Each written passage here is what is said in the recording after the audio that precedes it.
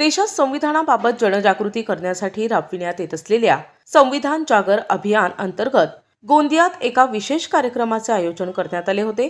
यावेळी सर्वोच्च न्यायालयाचे माजी न्यायमूर्ती बी.जी. कोळसे पाटील यांनी सरकार संविधानाची हत्या करत आहे असा खळबळजनक आरोप केलाय।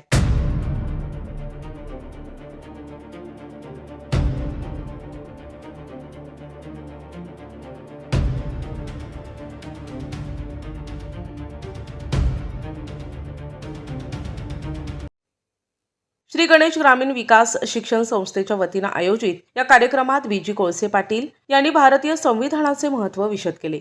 माध्यमांशी बोलताना त्यांनी निवडणूक आयोगाच्या स्वायत्ततेवर प्रश्नचिन्ह उपस्थित केले। निवडणूक आयोग देखील न्यायालयासमोर काही करू शकत नाही। सरकारने संविधानाच्या नियमांची पायमल्ली करत निवडणूक आयोगाला आपल्या अधीनस्थ केले आहे असे ते म्हणाले। यावेळी त्यांनी स्वातंत्र्य, समता, बंधुता आणि न्याय या संविधानातील मूल्ये प्रत्येक नागरिकाने जपली पाहिजेत असे आवाहन केले। लोकशाही आणि न्यायव्यवस्थेसमोर सध्या मोठी आव्हाने उभी असून सामान्य जनतेला त्यांच्या हक्कांची आणि कर्तव्यांची माहिती देण्यासाठी हे अभियान महत्त्वाचे असल्याचे त्यांनी नमूद केले।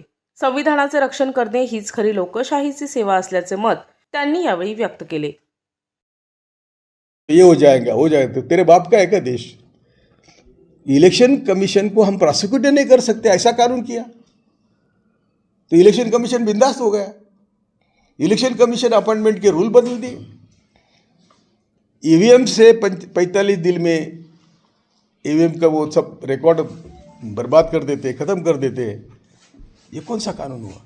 पिटीशन तो होता नहीं इतनी जल्दी, मालूम ही नहीं होता ईवीएम में गड़बड़ी है, कहाँ गड़बड़ी है। और जब ईवीएम दुनिया ने न कराए तो हम क्यों उसको? ये खुद विरोध करते थे, सब बीजेपी वाले विरोध करते थे, सुब्रमण्यम स्वामी विरोध करता था, अडवाणी विरोध करते थे, नरसिया विरोध करते, सब बीजेपी के लोग विरोध कर रहे थे ना। अभी क्या हो गया? ईवीएम का आप नाम नहीं लेते। और संविधान सिर्फ मत्था पर टेकने के लिए है, संविधान अमल बजाने के लिए नहीं है। संविधान को कुचल के मारा जा रहा है। ये सब संविधान के खिलाफ है कि दो ही लोगों के हाथ में देश की संपत्ति। संविधान कहता है इक्वल डिस्ट्रीब्यूशन। ये दलित घोड़ी पर बैठा तो उसको मार दिया जाता है, मुसलमान के घर में कौन सा ही मटन हो ये जांच के बिना उसको मार दिया जाता है। ये क्या संविधान है? तो ये जानबूझकर किया जा रहा है कि दहशत पैदा हो। तुम हमारे म्हणजे आमच्याशी तुम्ही हे करू नका, पंगा घेऊ नका।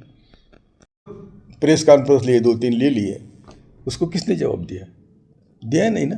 संविधान वाचवण्यासाठी आपण काय प्रयत्न करता? आम्ही तेच करतोय। आम्ही आता संविधान जागर चालवतोय। आमचे महाराष्ट्रभर आता कार्यकर्ते येऊन भेटून गेले। आम्ही महाराष्ट्रभर संविधान जागर चालवतो, त्याचा मी कन्व्हेनर आहे। मी त्या कमिटीचा कन्व्हेनर आहे। तुषार गांधी, डॉक्टर राऊत, पुनियानी, रामपुरियानी, आणखी ऐसे कई सेक्युलर लोग हमारे साथ जुड़े हुए हैं। काय काय उपक्रम होणार आहे त्यामध्ये? त्यात आम्ही लोकांना शाळा कॉलेजमध्ये जातो। आता बघा त्यांची प्रश्नावली तुम्ही बघा किती छान आहे। शाळा कॉलेजमध्ये जातो, आम्ही मुलांना प्रश्न देतो आणि त्यांच्याकडून उत्तरं लिहून घेतो। मी ऑटोमॅटिकली दे रीड। किंवा कॉन्स्टिट्यूशन ही अशी 1-2 दिवसाचं काम नव्हतं। तर चारवाकपासून महावीर, गौतम बुद्ध, संत रोहिदास, संत कबीर, संत तुकाराम, संत गाडगेबापर्यंत, गाडगेबांचा 10 कलमी कार्यक्रम समाजवाद है। संविधान जागर यात्रा अब चला है और संविधान यात्रा नहीं है, जागर। जो भी जागर चला है, लेकिन संविधान को बदला जा रहा है। जैसे हम लोग जानते थे किसी ने मर्डर किया तो 302 कलम, आज पत्रकारों को बहुत को नहीं मालूम है कि 302 में कौन सी परिवर्तित हुई है। बराबर। तो इस मैटर में आप लोग क्या कर रहे हैं? इसमें जनता को क्या बता रहे हो? हम बोलते रहे कि हमारे सब रास्ते बंद है, आप सबको संविधान के दायरे में महात्मा गांधी के अहिंसा के मार्ग से रास्ते पर आना पड़ेगा। सरकार मानती नहीं। यदि सरकार मानती नहीं, राहुल गांधी क्यों चला? उसको पूछा हमने, तुम क्यों चल रहे? तो बोले कोई मानता ही नहीं है। तो हम ये रास्ता पकड़ा है। और जो रास्ता पकड़ा था किसी ने आपने दिखाया क्या उसको? कभी नहीं दिखाया। तो ये आपकी मजबूरी है और मालिक मालामाल है। लेना चाहिए और ये फ्रीबीज वाली सारी स्कीमें बंद कर दी जानी चाहिए।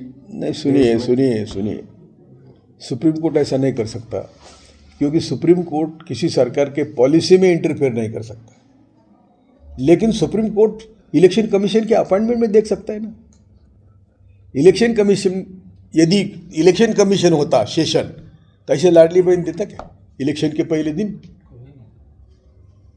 तो इलेक्शन कमीशन उनके मुट्ठी में है, मोदी शाह के। और जब सुप्रीम कोर्ट ने निर्णय दिया था कि चीफ जस्टिस चाहिए, वो बदल दिया इन लोगों ने।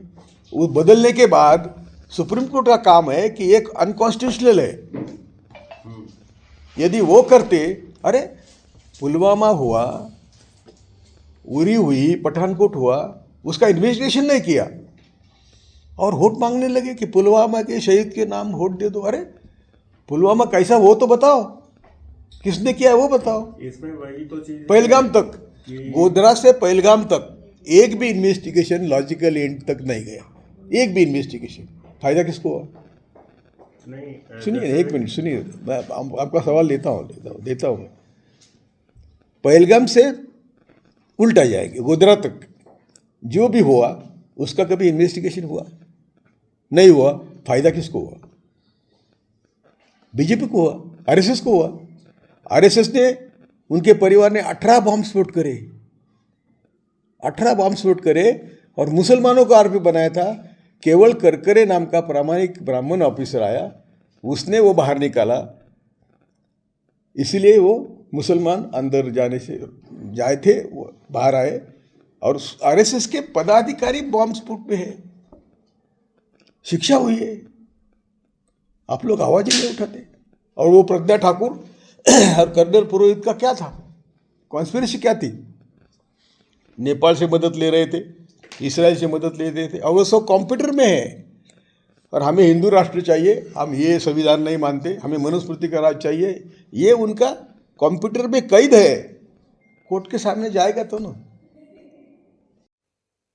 प्रतिनिधी राधाकिशन चुटे, NTV न्यूज मराठी, गोंदिया।